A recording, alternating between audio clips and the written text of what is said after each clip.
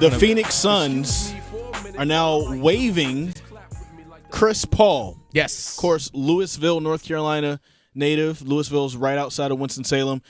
Chris Paul, he just turned 38 years old, so he is towards the end of his career, but still searching for that last ring.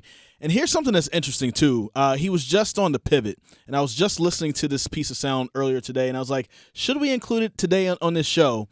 But it was so much we had to talk about, and I decided not to. And I wish I would have had it so Graham could have had the sound for us. But Chris Paul was just talking about on the pivot about how his daughter is at the age where now kids are making fun of her because they're saying, like, her dad will never win a ring. Yeah.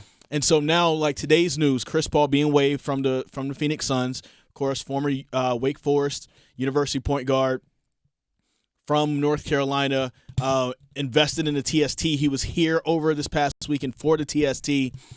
You want to see him win a championship, at least, maybe not NC State fans, but you at least want to see him win a championship for as great as he has been. He's legit one of the greatest point guards to ever play this game, and you wonder where he's going to land. I know something you mentioned when we found out just a moment ago before we come back from the break was that he and LeBron James have talked about playing with each other for a while, like playing on the same team together for a long time. And I don't know what their cap situation and all that's going to be like in LA in terms of, Austin Reeves, get some other guys need extensions and things like that. But there's talk of, hey, D'Angelo Russell, bye, but if they're waiving Paul, I don't know what kind of deal is he allowed to sign? Because again, the NBA, the way they structure their salary cap and all that stuff is just bonkers in my mind. I don't know. Do you get a mid-level exception? I don't know how all that kind of stuff works. I'm not privy to how the intricacies of the NBA and the salary cap. But if you're LA, point guard to go with LeBron and Anthony Davis. Now, here's the thing. That's a really old lineup. It is. It's a really old lineup. But Phoenix is all in on KD. Here's something, though, that I think would be poetic justice if it happens, right? What if LeBron, of course, stays in L.A.? Because we know Kyrie Irving is trying to get him to go to Dallas. Yeah, which ain't happening. LeBron stays in L.A. And the same team that Chris Paul was supposed to be traded to play with Kobe Bryant, but the NBA stopped it and said, no, we can't have anything like this. It would have been the super team before the Miami Heat super team was formed. Yeah. And honestly, would have extended, like Kobe Bryant would have had more rings with that. Chris Paul would have already had a couple of rings by now. Like, that would have been one amazing trade. And him and LeBron haven't had a chance to team up yet. They've been wanting to team up. Wouldn't it be poetic justice if Chris Paul ends up landing with the Lakers, the team he was supposed to play for after playing with New Orleans, and then him and LeBron end up going to win together?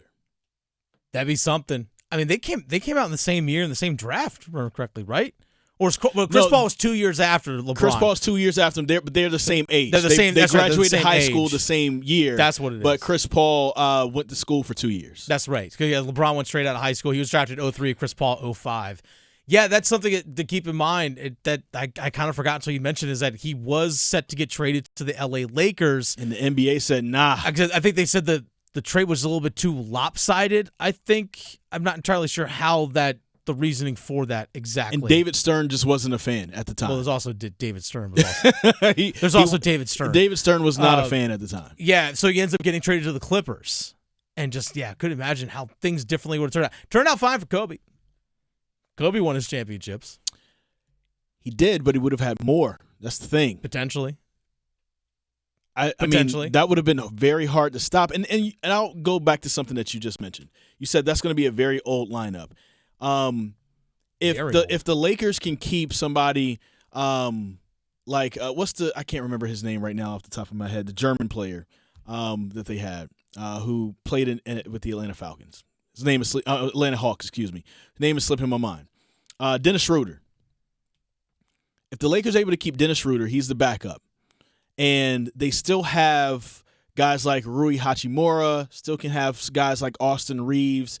If you're really just making it to where Chris Paul and LeBron only have to really facilitate, especially Chris Paul, then I think you could still potentially win with that lineup. Because Chris Paul has forgotten more basketball than what some young NBA players know.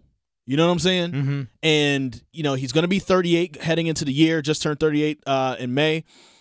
He's taking care of his body enough to where if he can avoid injury, I feel like he can pace himself throughout the season and try to get there through the playoffs and try to get himself to winning basketball. But Chris Paul's never really been in a situation to where he's always been the best player on the team, besides this iteration of the Suns, right? Yeah. And he's been injured towards the end, and that's really been the thing that's been hampering him. But he's usually been the best player on the team. I'll even include the James Harden year with the Rockets, because James Harden likes to disappear in the playoffs. Yeah. Right. Oh, wait, hold on. Wait a second. James Harden late in games in a pressure situation, all of a sudden he likes to disappear. Doesn't know what to do. So imagine that. Chris Paul being in a situation where he's not the best player on the team. He's not even the second best player on the team. He's not the third best player on the team. Chris Paul is probably going to be the fourth best player on the team, and all he has to do is distribute. That is going to be a mean combination if he can end up playing for the Lakers, since he was waived by the Phoenix Suns today.